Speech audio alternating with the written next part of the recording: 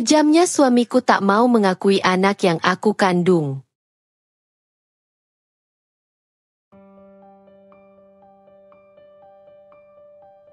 Air mataku menetes saat suara pintu dibanting oleh tangan suamiku. Bagas. Setiap kali kami berbicara, selalu ada amarah yang menyala di matanya.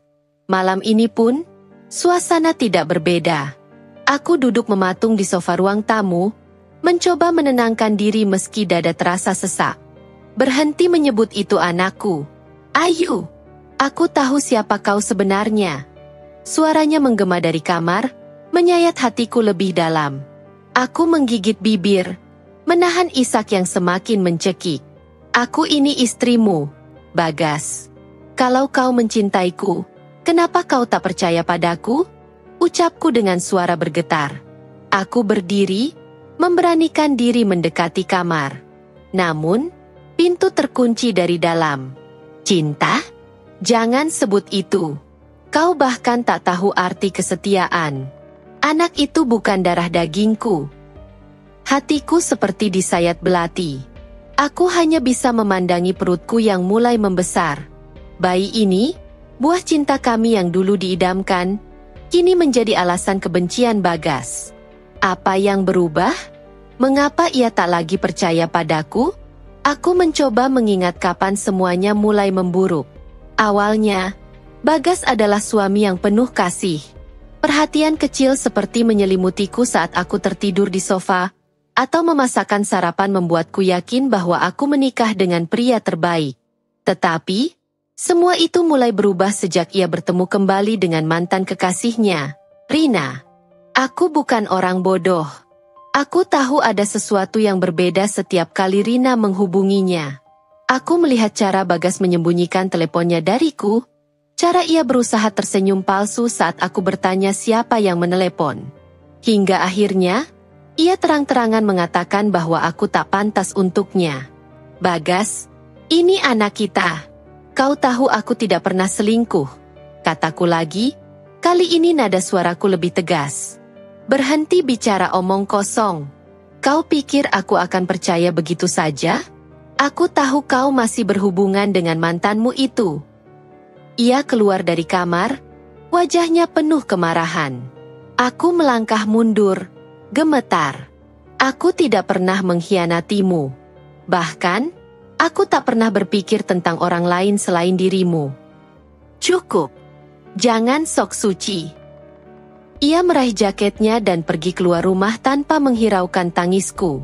Malam itu terasa begitu dingin, meskipun tubuhku diselimuti kain tebal. Aku tak bisa tidur, memikirkan bagaimana bisa aku terus hidup dengan pria yang meragukan kesetiaanku. Keesokan harinya, aku memutuskan untuk berbicara dengan Rina.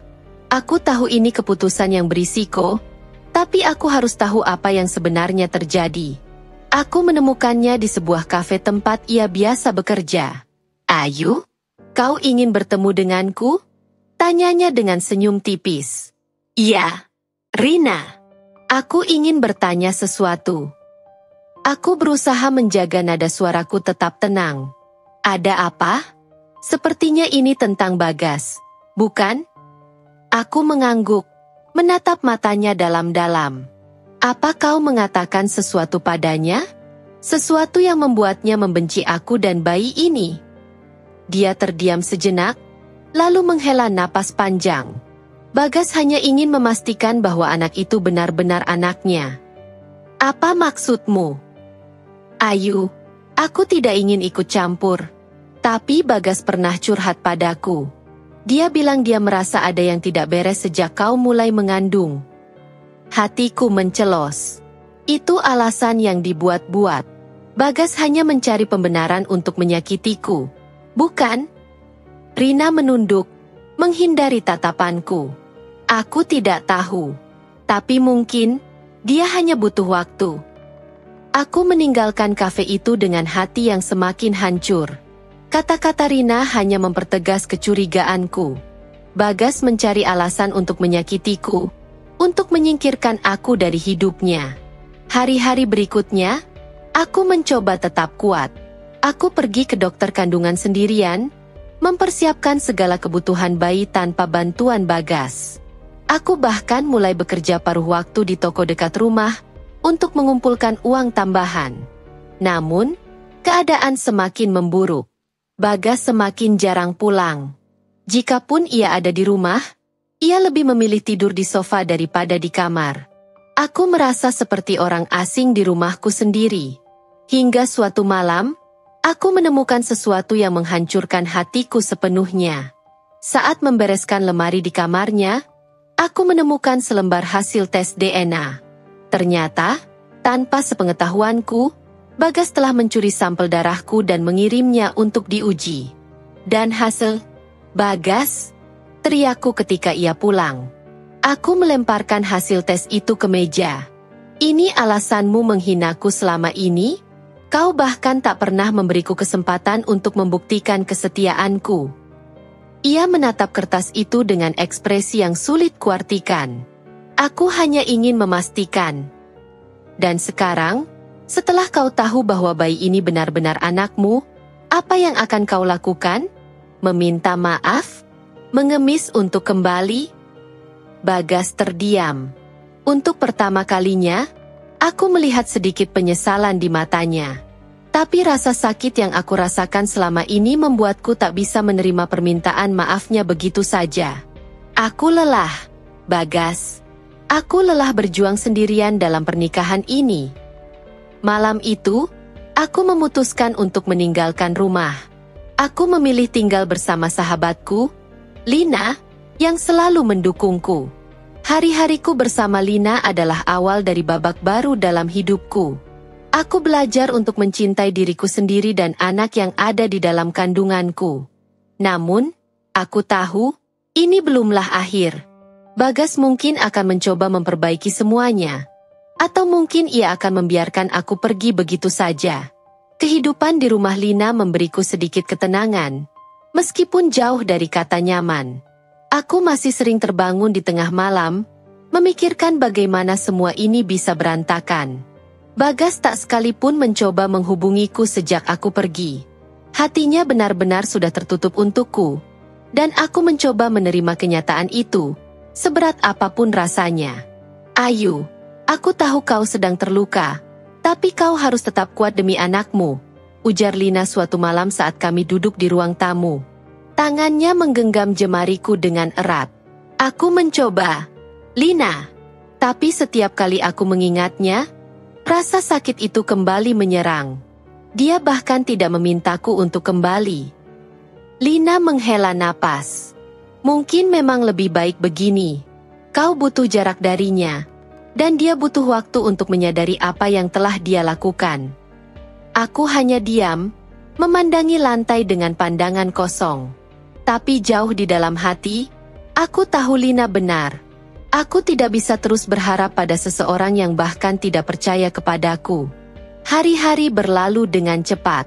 Perutku semakin besar, dan bayiku semakin aktif. Setiap tendangan kecilnya mengingatkanku bahwa aku tidak benar-benar sendirian. Ada kehidupan kecil di dalam diriku yang harus aku lindungi. Suatu pagi, saat aku sedang merapikan kamar tamu di rumah Lina, ponselku bergetar. Nama Bagas tertera di layar, membuatku terdiam sejenak. Ini pertama kalinya dia menghubungiku setelah berminggu-minggu tak ada kabar. Dengan ragu, aku menggeser layar untuk menjawab. Ayu.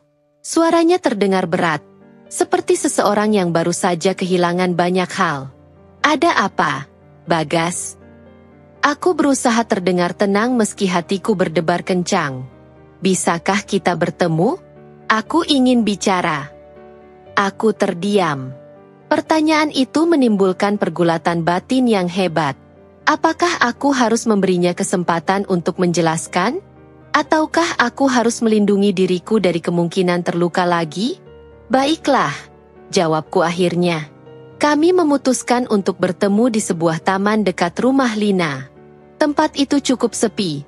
Hanya ada beberapa anak kecil yang bermain di ayunan. Aku tiba lebih dulu, duduk di bangku kayu dengan tangan menggenggam perutku yang membesar. Tak lama kemudian, Bagas datang. Wajahnya terlihat lebih tirus dari terakhir kali aku melihatnya. Terima kasih sudah mau bertemu, katanya, duduk di sampingku. Apa yang ingin kau bicarakan? Tanyaku tanpa basa-basi. Bagas menghela napas panjang, seolah mencari kekuatan untuk mengatakan sesuatu yang sulit. Aku tahu aku salah. Aku telah menyakitimu, dan aku menyesal. Hasil tes itu seharusnya cukup membuktikan bahwa aku salah. Tapi entah kenapa aku masih merasa ragu. Kau ragu karena hatimu sudah tak lagi bersamaku, Bagas. Aku ini istrimu, tapi kau memperlakukan aku seperti orang asing. Dia menunduk, menggenggam kedua tangannya erat. Aku tahu. Dan aku sadar aku telah gagal menjadi suami yang baik. Tapi aku ingin memperbaikinya. Aku ingin kita kembali seperti dulu. Aku menatapnya, mencoba mencari kejujuran di matanya. Apa kau yakin bisa melupakan semua ini? Karena aku tak ingin anakku tumbuh di tengah kebencian. Aku akan berusaha. Ayu. Aku janji. Hatiku bimbang. Aku ingin percaya padanya, tapi luka yang dia tinggalkan terlalu dalam. Aku butuh waktu, Bagas. Aku tak bisa begitu saja kembali seolah-olah semuanya baik-baik saja. Dia mengangguk, menerima keputusanku tanpa perlawanan. Aku akan menunggu. Apapun yang kau putuskan, aku akan menghormatinya. Setelah pertemuan itu, aku kembali ke rumah Lina dengan perasaan campur aduk. Bagas terdengar tulus, tapi aku tak bisa melupakan semua yang dia lakukan. Aku tahu bahwa kepercayaan itu tidak bisa dibangun kembali dalam semalam. Seminggu berlalu, dan Bagas mulai menunjukkan usaha untuk berubah. Dia sering mengirim pesan menanyakan kabarku dan bayinya. Bahkan, dia mengantarkan makanan ke rumah Lina tanpa memberitahu lebih dulu. Ayu, sepertinya dia benar-benar ingin memperbaiki semuanya, kata Lina suatu malam. Mungkin, tapi aku masih takut. Lina, aku takut dia akan menyakitiku lagi. Kau tak perlu terburu-buru. Jika dia benar-benar mencintaimu, dia akan menunggu sampai kau siap. Aku mengangguk, mencoba meyakinkan diriku bahwa aku harus mendahulukan kebahagiaan dan keamanan anakku. Tapi jauh di dalam hati, aku masih berharap bahwa suatu hari kami bisa kembali menjadi keluarga yang utuh. Hari-hari berikutnya Bagas semakin sering mengirim pesan. Ia mengabarkan hal-hal kecil, seperti pekerjaannya, makanan yang ia santap, bahkan cuaca hari itu. Meskipun aku tidak selalu membalas, usaha itu sedikit demi sedikit menyentuh hatiku. Suatu pagi, ketika aku baru selesai sarapan bersama Lina, ponselku berdering lagi. Kali ini, bukan pesan biasa dari Bagas. Ia menelepon. Ayu, aku ingin mengantarmu ke dokter kandungan hari ini. Aku sudah mengambil cuti, katanya dengan nada penuh harap. Aku tertegun. Sejak kepergianku, inilah pertama kalinya ia menawarkan diri untuk ikut dalam perjalanan hidup bayi ini. Setelah berpikir sejenak, aku setuju. Baiklah, aku akan bersiap. Di ruang tunggu klinik, Bagas duduk di sebelahku dengan ekspresi canggung. Tangannya gelisah, bermain dengan kunci mobil di pangkuannya. Aku hanya diam, menunggu giliranku dipanggil. Ketika dokter akhirnya memanggil, Bagas mengikutiku masuk ke dalam ruangan. Saat layar ultrasonografi mulai menunjukkan gambar bayi kami, aku mendengar napasnya tertahan. Itu anak kita? Tanyanya dengan suara bergetar. Aku mengangguk, mataku berkaca-kaca. Iya, Bagas, anak kita. Dia menatap layar dengan takjub. Wajahnya yang selama ini penuh amarah kini dipenuhi rasa haru. Setelah pemeriksaan selesai, kami keluar dari ruangan dengan perasaan yang berbeda. Untuk pertama kalinya, aku merasa ada sedikit harapan. Aku tidak pernah membayangkan rasanya seperti ini, katanya pelan saat kami berjalan ke mobil. Seperti apa? Melihatnya, menyadari bahwa dia nyata. Selama ini aku terlalu sibuk dengan kecurigaanku sampai aku melupakan hal terpenting. Aku tidak menjawab. Kata-katanya membuat hatiku bergetar.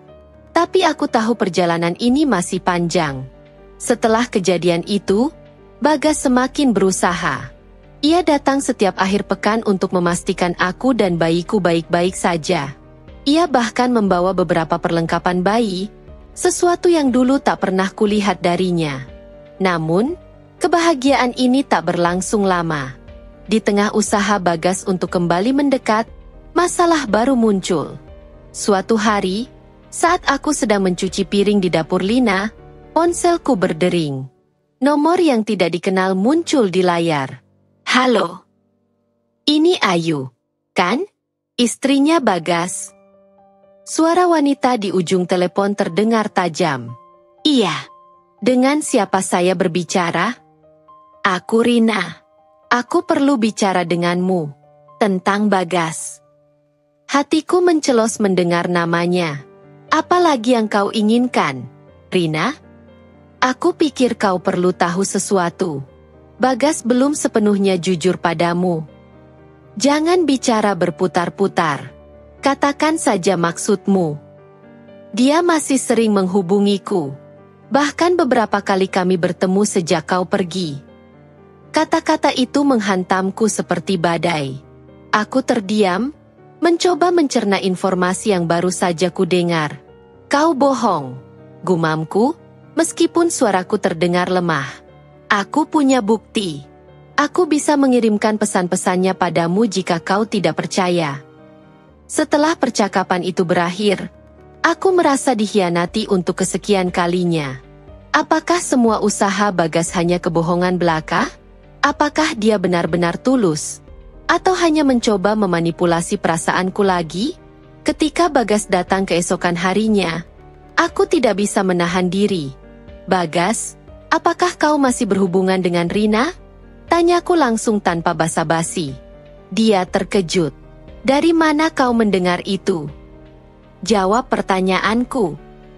Dia menunduk, menghindari tatapanku. Aku hanya berbicara dengannya sekali. Itu pun karena dia yang menghubungiku. Kau pikir aku akan percaya? Dia mengatakan sesuatu yang berbeda. Ayu, aku tidak pernah berniat menyakitimu lagi. Aku sudah cukup menyesal dengan apa yang telah kulakukan.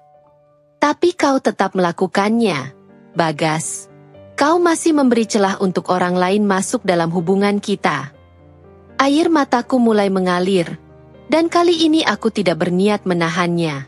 Aku ingin percaya padamu, tapi kau terus membuatku ragu. Apa kau sadar betapa sulitnya semua ini untukku? Bagas mencoba meraih tanganku, tapi aku mundur. Berikan aku waktu, Bagas. Jika kau benar-benar ingin memperbaiki semuanya, kau harus membuktikan bahwa kau pantas untukku dan anak kita. Dia hanya mengangguk, tanpa kata. Wajahnya penuh penyesalan. Tapi aku tahu kata-kata saja tidak cukup. Aku membutuhkan tindakan nyata. Malam itu, aku merenung lama. Hatiku penuh dengan berbagai emosi. Marah, sedih, tapi juga rindu pada saat-saat indah kami dulu. Aku tahu perjalanan ini tidak akan mudah.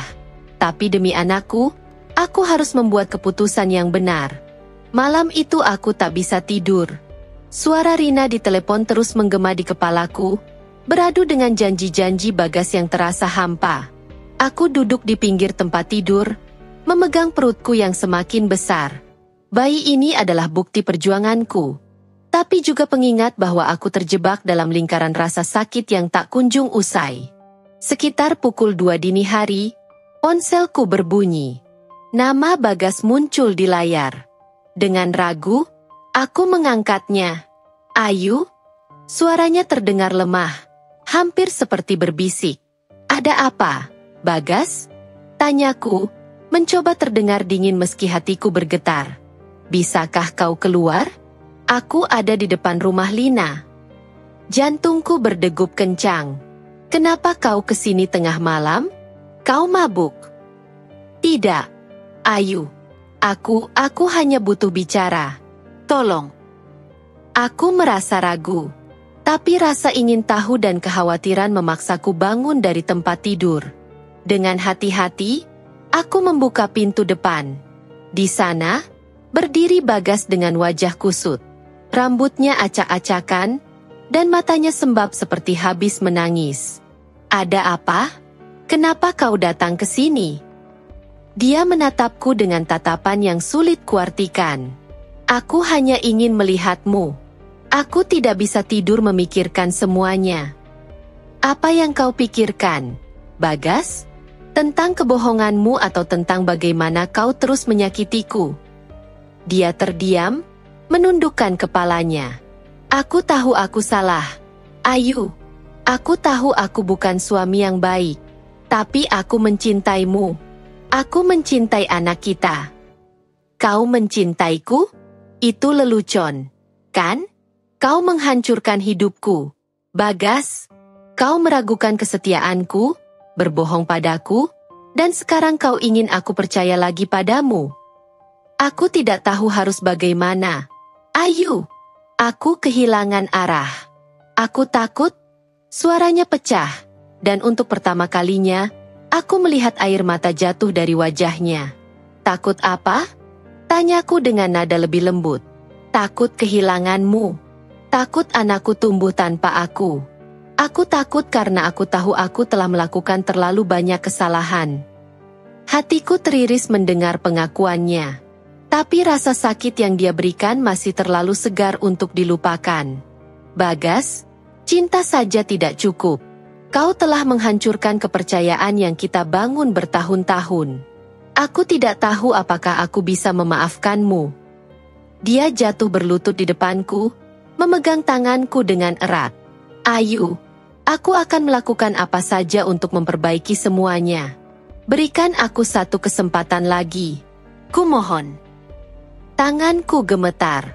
Di satu sisi, aku ingin mempercayainya. Aku ingin memberinya kesempatan untuk menjadi ayah yang baik bagi anak kami. Tapi di sisi lain, aku takut. Aku takut dia akan mengulang kesalahannya. Bagas, aku butuh waktu, kataku akhirnya. Aku tidak bisa membuat keputusan sekarang. Dia mengangguk pelan, melepaskan genggamannya. Aku akan menunggumu.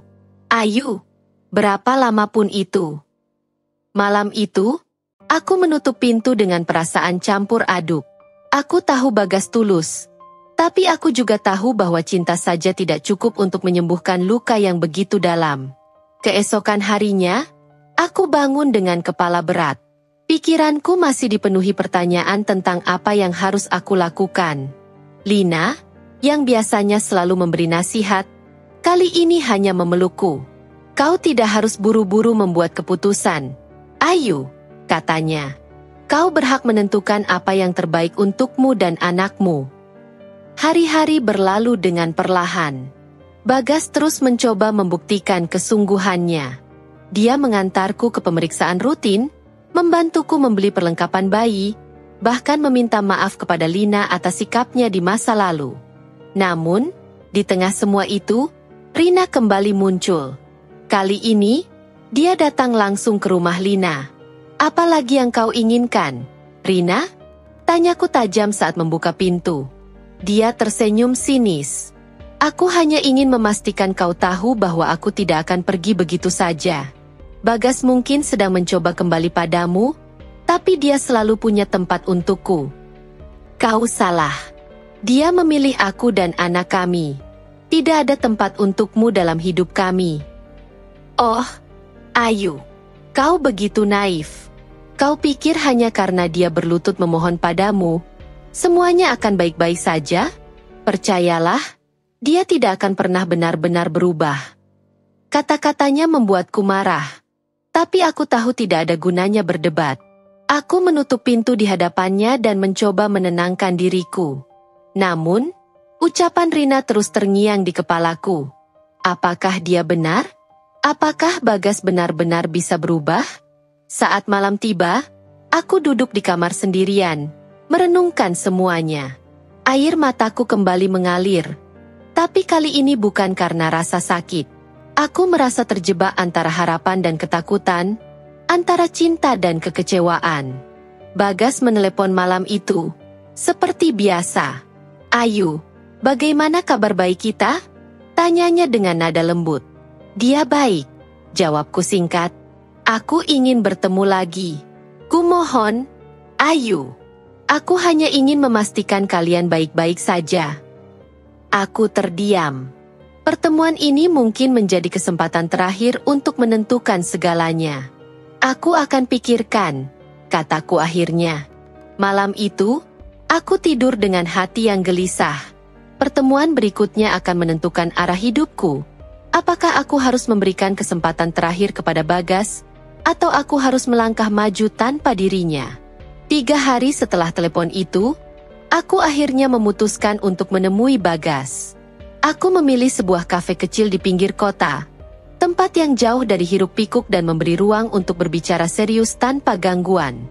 Bagas tiba lebih dulu. Saat aku masuk, dia langsung berdiri, menarik kursi untukku, seperti sedang berusaha menunjukkan kesopanan yang selama ini jarang kulihat darinya. Terima kasih sudah mau datang, Ayu, ucapnya. Aku hanya mengangguk, menatap wajahnya yang tampak lelah namun penuh harap. Apa yang ingin kau bicarakan? Tanyaku, membuka pembicaraan tanpa basa-basi. Bagas menghela napas panjang, seolah berusaha mengumpulkan keberanian. Ayu, aku tahu aku bukan suami yang pantas untukmu. Aku tahu aku telah menyakitimu, meragukanmu, bahkan membiarkan orang seperti Rina menghancurkan hubungan kita. Tapi aku ingin kau tahu, aku benar-benar menyesal. Aku ingin memperbaiki semuanya. Aku ingin kita menjadi keluarga yang utuh untuk anak kita. Kau pikir semudah itu, Bagas? Kata-katamu terdengar bagus. Tapi bagaimana aku tahu kau benar-benar berubah?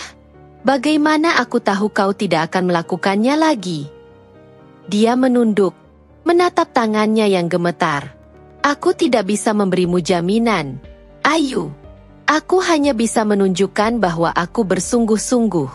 Aku tahu kata-kata saja tidak cukup, tapi aku siap melakukan apapun untuk mendapatkan kembali kepercayaanmu. Aku memandangnya dengan mata berkaca-kaca. Bagas, kau tidak hanya menyakitiku, kau menghancurkan segalanya. Aku pergi dari rumah kita dengan perasaan hancur. Kau membuatku merasa aku tak berharga, bahwa anak ini adalah beban, bukan anugerah. Ayu, maafkan aku, ucapnya lirih. Aku terlalu bodoh, terlalu buta oleh egoku. Tapi aku ingin berubah, untukmu dan untuk anak kita. Kami terdiam cukup lama, hanya ditemani suara denting gelas dari meja-meja di sekitar kami. Aku memandang Bagas, mencoba menemukan kejujuran di matanya. Tapi kenangan tentang luka yang dia berikan membuatku ragu. Aku belum tahu, Bagas. Aku butuh waktu untuk memutuskan, kataku akhirnya. Dia mengangguk pelan, meski kekecewaan jelas tergambar di wajahnya. Aku mengerti, Ayu. Aku akan menunggu, berapa lama pun itu. Setelah pertemuan itu, aku kembali ke rumah Lina dengan hati yang masih penuh kebingungan. Lina, seperti biasa, menyambutku dengan pelukan hangat. Bagaimana pembicaraan kalian? Tanyanya. Dia bilang dia ingin berubah. Tapi aku tidak tahu. Lina, aku tidak tahu apakah aku bisa mempercayainya lagi. Lina menghela napas, menatapku dengan penuh simpati. Ayu, tidak ada yang bisa memaksamu untuk memutuskan. Kau harus mendengarkan hatimu. Tapi ingat, apapun yang kau pilih, kau harus memastikan itu adalah yang terbaik untukmu dan anakmu. Malam itu, aku duduk di kamar sambil memandangi langit-langit. Aku memikirkan semua yang telah terjadi, semua janji yang telah diucapkan Bagas, dan semua luka yang dia tinggalkan. Namun, ketenangan itu tak berlangsung lama. Ketika aku sedang mencoba untuk tidur, sebuah pesan masuk ke ponselku. Dari Rina. Ayu, aku tahu kau baru saja bertemu dengan Bagas. Tapi kau harus tahu satu hal lagi. Bagas tidak akan pernah bisa meninggalkan aku. Aku adalah bagian dari hidupnya, suka atau tidak. Pesan itu membuat darahku mendidih. Aku tahu Rina hanya mencoba mengadu domba kami, tapi di sisi lain, keraguan itu tetap muncul. Apakah Bagas benar-benar bisa dipercaya? Aku tidak menjawab pesan itu.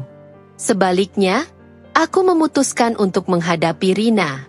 Keesokan harinya, aku menghubunginya dan meminta bertemu. Kami bertemu di sebuah taman yang sepi. Rina datang dengan senyum sinis yang selalu membuatku muak. "Jadi, kau benar-benar berani menemuiku," katanya sambil melipat tangan di dada. "Apa sebenarnya yang kau inginkan, Rina? Bukankah kau sudah cukup menghancurkan hidupku?" Dia tertawa kecil, suara yang penuh ejekan. "Aku hanya ingin memastikan kau tahu tempatmu. Bagas mungkin mencoba memperbaiki semuanya denganmu, tapi dia selalu kembali padaku. Aku adalah tempatnya lari ketika kau terlalu sulit untuk dihadapi." "Aku tidak percaya padamu," balasku tegas. "Baiklah, kalau begitu. Tapi kau akan tahu kebenarannya cepat atau lambat." Dia meninggalkanku dengan perasaan marah yang membara. Kali ini, aku tahu aku harus mengambil tindakan. Aku tidak bisa terus hidup dalam bayang-bayang keraguan. Malam itu, aku menelepon Bagas dan memintanya datang. Aku memutuskan bahwa ini saatnya untuk mengakhiri semua drama ini, apapun hasilnya. Ketika Bagas tiba, aku langsung menatapnya dengan tajam. "Bagas, aku ingin satu jawaban darimu. Jujur atau aku akan pergi selamanya. Apa kau masih berhubungan dengan Rina?" Dia terdiam sejenak, lalu menggeleng. "Tidak, Ayu. Aku tidak lagi berbicara dengannya. Aku sudah memutuskan semua komunikasi sejak kau pergi." "Aku ingin bukti, Bagas. Aku ingin kau buktikan bahwa apa yang kau katakan benar." Dia mengeluarkan ponselnya, menunjukkan pesan terakhir dari Rina yang dia abaikan. Aku memeriksa ponselnya dengan hati-hati, mencari tanda-tanda kebohongan. Tapi tidak ada apa-apa. "Aku sudah memutuskan untuk memilihmu, Ayu. Aku hanya ingin kita memulai lagi," katanya dengan nada tulus. Aku memejamkan mata, mencoba meredakan gejolak di dadaku. Kejujurannya terasa nyata, tapi aku tahu perjalanan ini belum selesai. Aku akan memikirkannya, Bagas. Tapi untuk sekarang, aku ingin kau memberi ruang untukku. Dia mengangguk, menerima keputusanku tanpa paksaan. Dan malam itu, aku merasa sedikit lega, meski bayang-bayang keraguan masih menghantuiku. Cerita akan terus berlanjut dengan konflik yang semakin memuncak, menjanjikan ketegangan dan emosi yang lebih mendalam.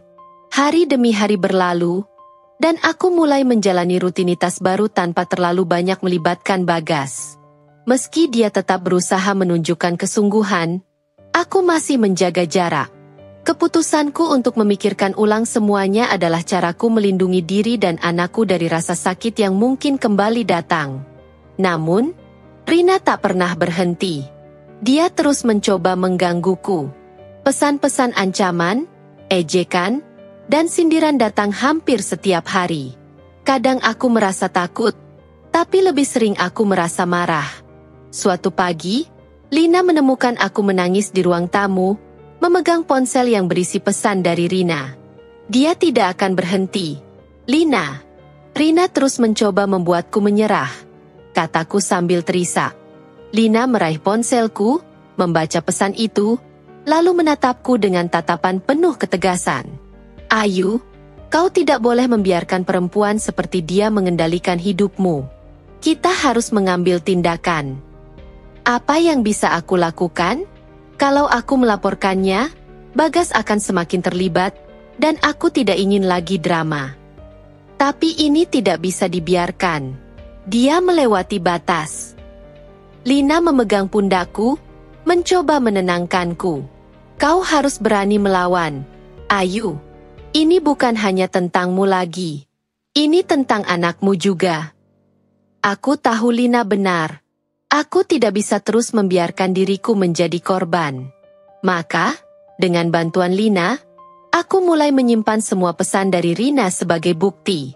Beberapa hari kemudian, Aku menerima panggilan dari Bagas. Suaranya terdengar panik.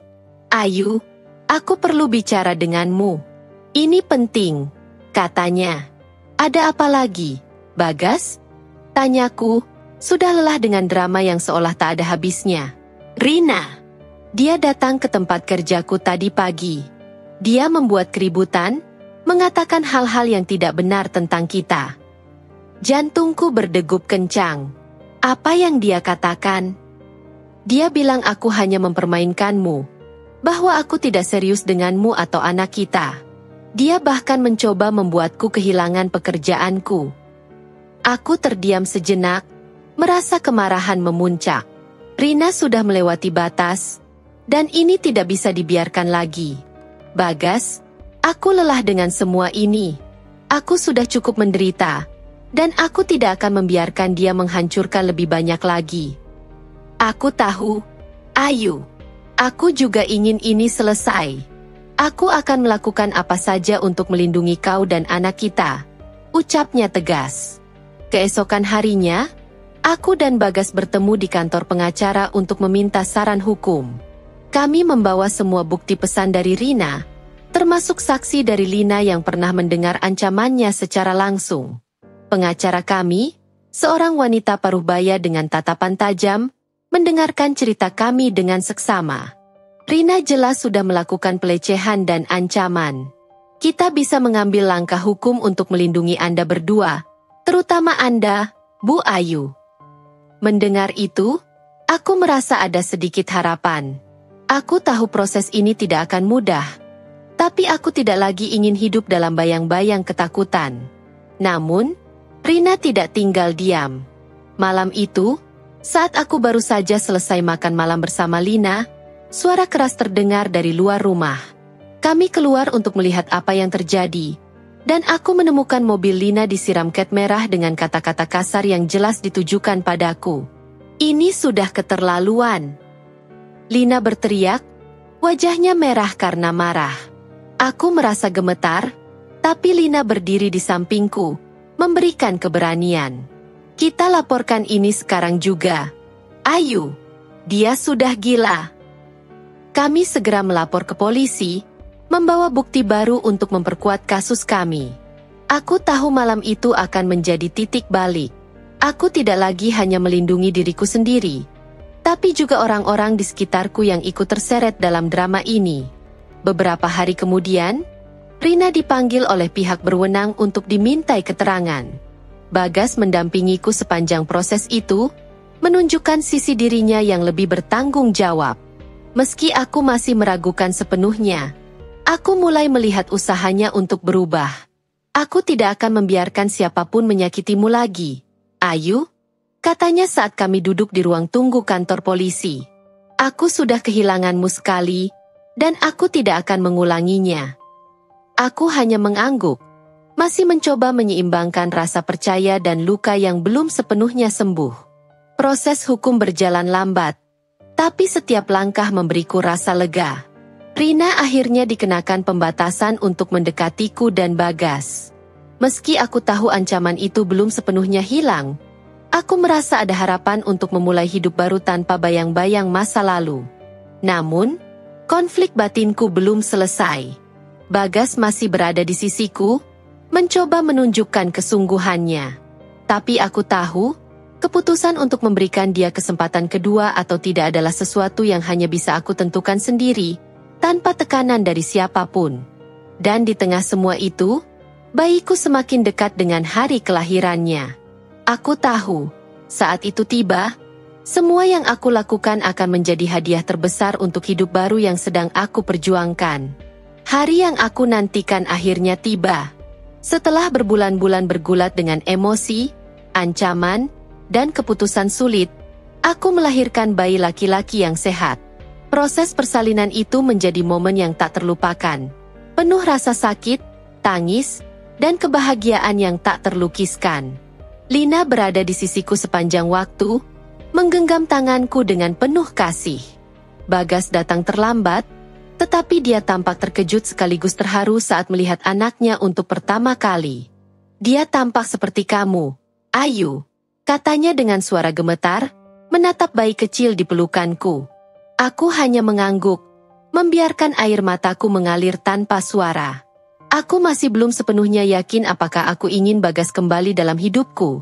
Tetapi saat itu, aku memilih fokus pada anakku, hadiah terbesar dari perjuanganku.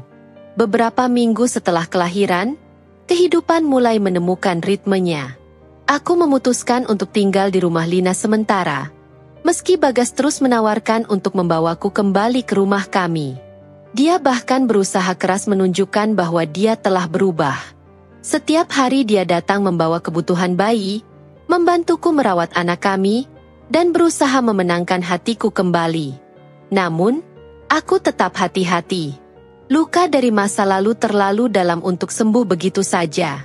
Suatu malam, saat aku sedang menidurkan bayi kami, Bagas tiba-tiba berkata, "Ayu, aku tahu aku tidak pantas memintamu kembali. Aku tahu aku telah membuat banyak kesalahan.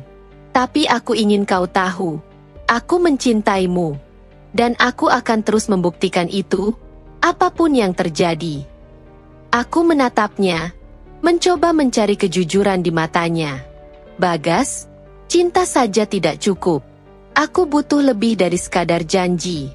Aku butuh bukti bahwa aku dan anak ini benar-benar prioritasmu." Dia mengangguk pelan, seolah mengerti. "Aku akan menunggu, Ayu. Berapa lama pun itu." Waktu terus berlalu, dan hidup perlahan mulai stabil. Kasus hukum melawan Rina akhirnya selesai.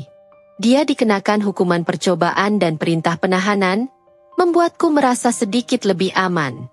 Aku juga mulai bekerja kembali, memilih pekerjaan yang memungkinkan aku menghabiskan lebih banyak waktu di rumah bersama bayiku. Bagas tetap hadir, meski aku belum memberikan jawaban pasti tentang hubungan kami. Dia mulai menunjukkan konsistensi, tidak hanya dalam membantu merawat anak kami, tetapi juga dalam menjaga dirinya tetap jauh dari masalah yang dulu menghancurkan kami. Suatu sore, aku dan Lina duduk di taman, mengawasi anakku yang tertidur di kereta bayi. Aku menghela napas panjang, merasa beban di dadaku perlahan menghilang. "Kau tahu, Ayu," Lina berkata, memandangku dengan senyum lembut. "Aku bangga padamu. Kau telah melalui banyak hal dan tetap berdiri tegak. Itu tidak mudah." "Aku hanya melakukan apa yang harus kulakukan, Lina," balasku. "Tapi tidak semua orang sekuat itu. Kau telah menunjukkan bahwa kau bisa bertahan, bahkan saat dunia mencoba menghancurkanmu." Aku tersenyum kecil, merasa ucapan Lina memberi kehangatan di hatiku. Suatu malam, saat aku sedang menidurkan bayiku, Bagas datang dengan sebuah kotak kecil di tangannya. Dia terlihat gugup, seperti sedang mempersiapkan sesuatu yang besar. "Apa itu?" tanyaku, mengangkat alis. Dia membuka kotak itu, memperlihatkan sebuah cincin sederhana namun elegan. "Ayu, aku tidak meminta kau menjawab sekarang. Aku hanya ingin kau tahu bahwa aku siap menunggu. Aku ingin memperbaiki semuanya. Bukan hanya untuk kita, tapi untuk anak kita. Aku ingin menjadi suami yang lebih baik, ayah yang lebih baik. Dan ini adalah janjiku untuk tidak pernah menyerah." Aku terdiam, merasa air mataku mulai menggenang. Aku memandang cincin itu, lalu menatap wajahnya yang penuh harap. "Bagas," kataku pelan, "aku menghargai usahamu. Aku melihat perubahanmu. Tapi aku butuh waktu untuk memastikan bahwa ini bukan hanya sementara." Dia mengangguk, tidak menunjukkan kekecewaan, hanya ketulusan. "Aku akan menunggu, Ayu, karena kalian berdua adalah segalanya bagiku." Beberapa bulan kemudian, aku akhirnya memutuskan untuk memberi Bagas kesempatan kedua. Bukan karena aku lupa akan luka yang dia berikan, tetapi karena aku percaya pada perubahan yang dia tunjukkan. Kami memulai dari awal, perlahan-lahan membangun kembali kepercayaan dan cinta yang pernah hancur. Hari itu, saat aku berjalan bersama Bagas dan anak kami di taman, aku merasa bahwa hidup, meski penuh dengan lika-liku, selalu memberi kesempatan untuk memulai lagi. Aku tidak tahu apa yang akan terjadi di masa depan, Tetapi aku tahu bahwa aku lebih kuat dari sebelumnya. Dan apapun yang terjadi, aku siap menghadapinya dengan kepala tegak. Aku mencintaimu, Ayu, kata Bagas tiba-tiba, menggenggam tanganku erat. Aku menatapnya dan tersenyum kecil. Aku tahu. Dan aku berharap kau tidak akan pernah melupakan itu. Langit senja berubah menjadi oranye keemasan, memancarkan cahaya hangat yang seolah membungkus kami. Di saat itu, aku merasa bahwa akhirnya, setelah semua badai yang menghantam, aku menemukan kedamaian yang selama ini aku cari. Hidup seringkali membawa kita ke dalam badai yang tak terduga. Namun, kekuatan sejati terletak pada cara kita bangkit dan bertahan, terutama demi orang-orang yang kita cintai. Jangan pernah ragu untuk mencari bantuan, memaafkan, atau memberikan kesempatan kedua, selama itu tidak mengorbankan harga diri dan kebahagiaan Anda. Ingatlah, cinta sejati membutuhkan usaha, pengorbanan, dan komitmen, bukan sekadar kata-kata. Jadilah pribadi yang tegar dan bijaksana dalam setiap keputusan. Salam penutup. Terima kasih telah mengikuti kisah ini hingga akhir. Semoga cerita ini tidak hanya menghibur tetapi juga memberi pelajaran berharga tentang keberanian, cinta, dan harapan. Sampai jumpa di cerita-cerita berikutnya yang tak kalah menarik dan penuh makna. Tetaplah menjadi pribadi yang kuat, dan jangan pernah berhenti percaya bahwa setelah badai, selalu ada pelangi.